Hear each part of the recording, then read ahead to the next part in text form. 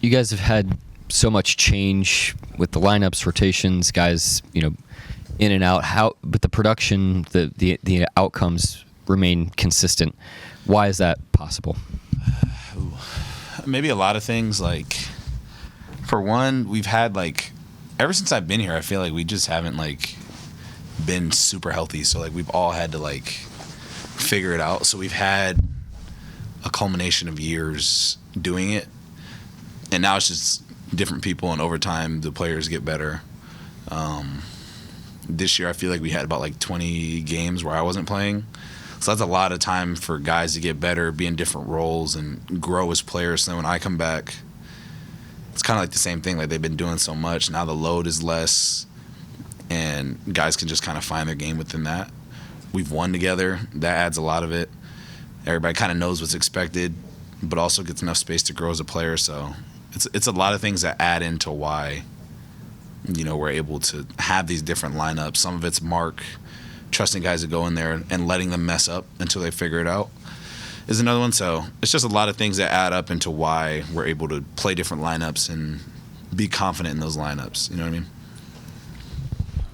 What's going through your mind after Grayson Allen flattens Chet, and at the end of that you're pretty amped up? And just, I don't know, we're up 40. I think something happened the play before, so there's probably some frustration there, but just make sure I have Chet's back, and then that's really about it. It's I don't know. He's kind of done it his whole career, so I feel him. Just make sure I have my teammates back and just go from there. It's not anything really to be blown up. As bad as I want it to be something that's blown up. It's the NBA. Nobody really fights anyway. And you mentioned you're up 40. You guys are consistently blowing teams out. How do you keep from getting bored as you're blowing teams out? Winning is never boring. Because there was a time where some players on our team were getting blown out. I'm not going to name names, but we lost by 70. So I think a lot of guys have that in the back of their mind.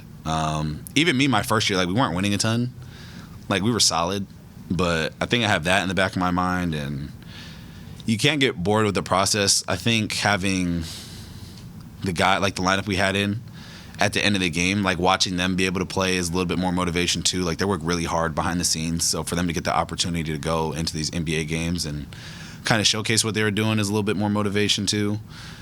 But we're just playing hard. Not all these games are going to be blowouts, and we don't take them for granted either. Winning is winning. We'll take ugly wins. We'll take pretty wins. It's just how much better can we get in the win? Because we've had some blowouts where we're not really satisfied with how we won, and then we have games where it's close and we like the way we played. So it's basketball, and you can't get tired of winning.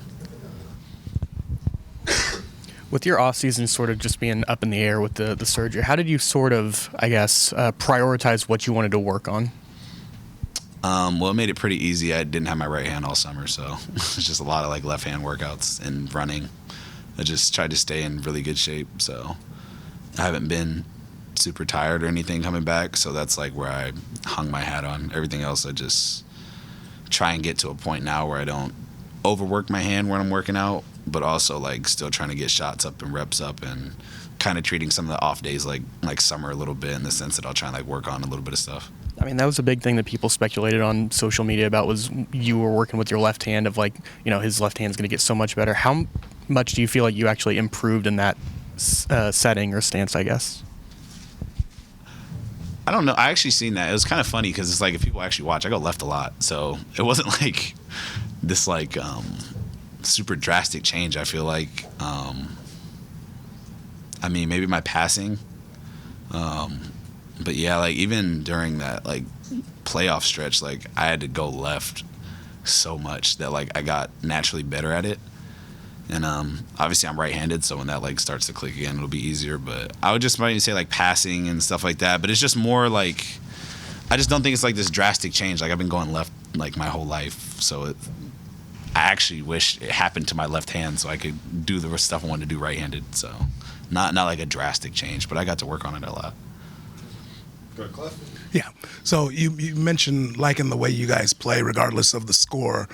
When that whole Grayson Allen incident happened, like you said, you guys were up 40, but you guys played like it was 0-0 after that. Your thoughts on the way you guys closed the game out and the energy that you had following that situation? I think that was my group that stayed in like a couple more minutes. Honestly, that like lighted a fire a little bit. It made us like, I wouldn't say lock back in. We were pretty locked in. It just added more juice to the game. The fans were in a little more, so naturally like you're playing a little harder. So it's kind of a good thing, to be honest. It made us like start playing how we usually play, a little more amped up. Kind of like the game just like restarted, and I think that bled over into the unit that ended up finishing the game. So then you got to give them props too for, I always say it, like to not play the whole game and then be expected to like play the way that we want to play is it's a skill for all those guys, and it's really special that they're able to do that night in, night out. It's a unique situation. You really didn't know where you were going to play until after this game, and if you won, you knew you were going to go to Vegas. Second year in a row. Do you feel like there's some unfinished business? For sure. Anytime, if we're going to play in it, you want to win it.